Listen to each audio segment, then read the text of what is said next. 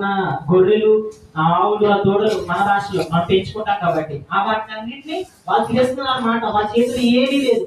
అప్పుడు వాళ్ళు ఏం చేశారు? ఇక్కడ ఉంటుంది చూడండి, నా శక్తి చూడండి ఏం చెప్పాడు, బలహీన మందు నా శక్తి పరిపూర్ణమగుచున్నది.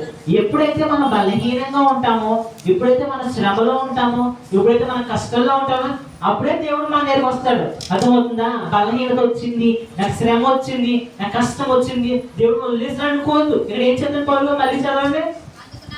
అందుకు నా కృప నీకు చాలును, బలహీనత యందు నా శక్తి పరిపూర్ణమగుచున్నది ఆయన నాతో చెప్పాను. కాగా క్రీస్తు శక్తి నా మీద నిలిచియుండు నిమిత్తము విశేషముగా నా బలహీనత యందు బహు సంతోషిస్తున్నాను. ఎంత స్పష్టంగా చెప్పాడు. బలహీనత అంటే ఆయన బాగా సంతోషిస్తున్నాడు. ఎందుకంటే బలహీనంగా ఉన్నామంటే దేవుడు మనతో ఉంటాడు.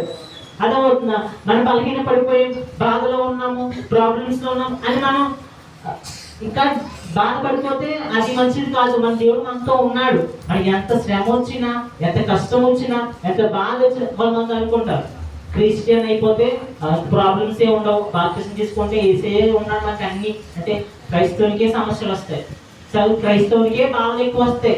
ఆ బాధలు, ఆ కష్టాలు, ఆ శ్రమ అన్నిటికంటే ఎక్కువగా మన ఏసే మనతో ఉంటాడు.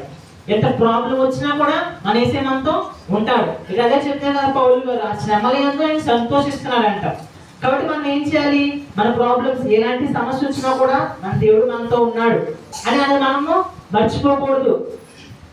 అంటే మన సమస్య వచ్చినప్పుడు అంట మనం ఒకటి గుర్తుపెట్టుకోవాలి, దేవుడు మనకి ఏం చేశాడు, what he did for us. మన జీవితంలో ఇప్పుడు ఈ సమస్య వచ్చేసింది, పెద్ద ప్రాబ్లం వచ్చేసింది, ఏదో ఒకటి. ఇప్పుడు నేనే ఉన్నాను, ఏదో ప్రాబ్లం, కాలేజ్లో స్టాఫ్ దగ్గర కానీ ప్రొఫెసర్ దగ్గర దొరికిపోయాను, ఏదో ఫోన్ వాడుతున్నాం, పెద్ద ప్రాబ్లంలో పడిపోయాను. ఇప్పుడు నా సస్పెండ్ చేయాలి. ఇది చేశారు చెప్పండి దేవుడు. ఈరోజు ఇప్పుడు ఉన్నామంటే ఏంటి? హ్యాపీగా ఉన్నాం కదా, ఈరోజు ఇప్పుడు ఉన్నాం, తింటున్నాము, మనం ఈరోజు హ్యాపీగా జీవిస్తున్నాం, మన కుటుంబంతో ఉంటున్నాము, కావాల్సింది కొనుక్కుని తింటున్నాం, కావాల్సిందని అనుకుంటున్నాం. వెనక్కి తిరిగి చూస్తే బోల్డ్ చేశారు దేవుడు. అవన్నీ మనం మర్చిపోతామంట. అది మనం మర్చిపోవద్దని చెప్తున్నాడు దేవుడు. బలహీనమైన స్థితిలో ఉన్నప్పుడు మనకు దేవుడు తోడుగా ఉన్నాడు, ఆయన మనతో ఉన్నాడు, సంతోషించాలి, ఆయన మనతో ఉన్నాడు. ఎంత ప్రాబ్లం వచ్చినా దేవుడు మాట చెప్పాడు. మేఘం ఎక్కడం అంటే ఏం తెలుసు కదా, ఆయన వచ్చినప్పుడు మనం మహిమ శరీరంతో పైకి వెళ్ళిపోతాం కదా. మేఘాలుడై వస్తాడు దేవుడు కదా. ఈ పదాలు అర్థమవుతున్నాయి. ఎప్పుడు విన్నారా? మేఘాలుడై